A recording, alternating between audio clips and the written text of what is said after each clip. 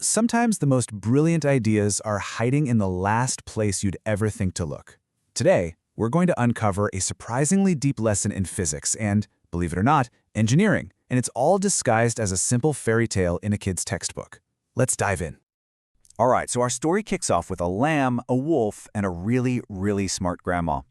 Now, it might sound like a story you've heard before, but trust me, you're going to want to pay close attention. The way they solve their little problem, well, that's where the real lesson starts. Okay, so picture this. A little lamb is skipping along on her way to visit her grandma. But, of course, hiding out nearby is a hungry wolf, and he's thinking dinner. The lamb, though, she's a quick thinker. She tells the wolf, "Hey, why don't you wait until I'm on my way back? I'll be much tastier after Grandma fattens me up."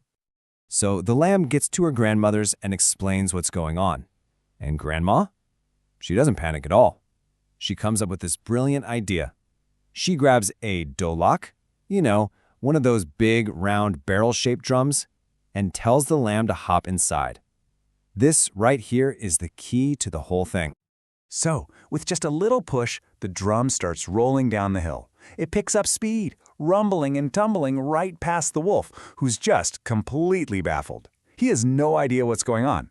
And just like that, the lamb, safe and sound inside, rolls all the way home. It's a cute story, right? But here's where it gets really interesting.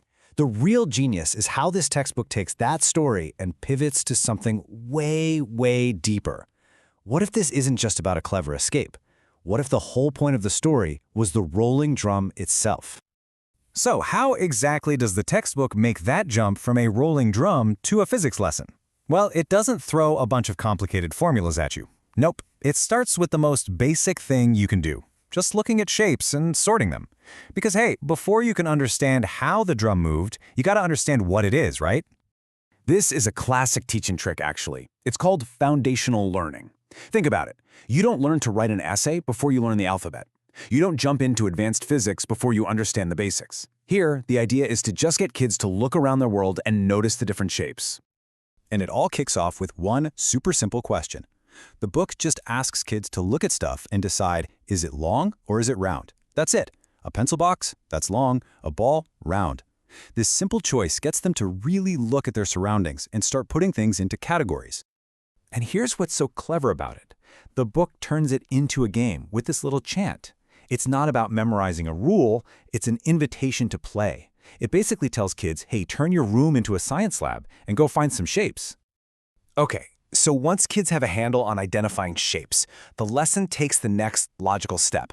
It connects the shape of an object to what that object can do.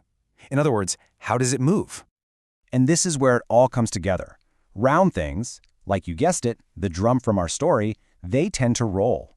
And long or flat things, like a book or a box, well, they slide. The shape literally tells you how it's going to move. It's such a simple but powerful idea.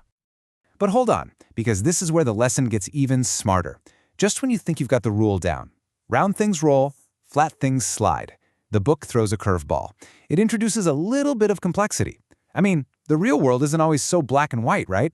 So what about things that don't fit perfectly in one box? Well, here's the answer. Think about a coin. It can roll on its edge, right? But it can also slide flat on its face. Or a water bottle. It rolls on its side, but it slides on its bottom.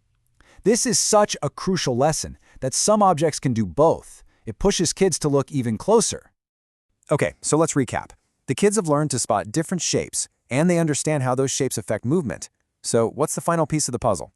Well, it's about taking all that knowledge and actually making something. It's time to get creative.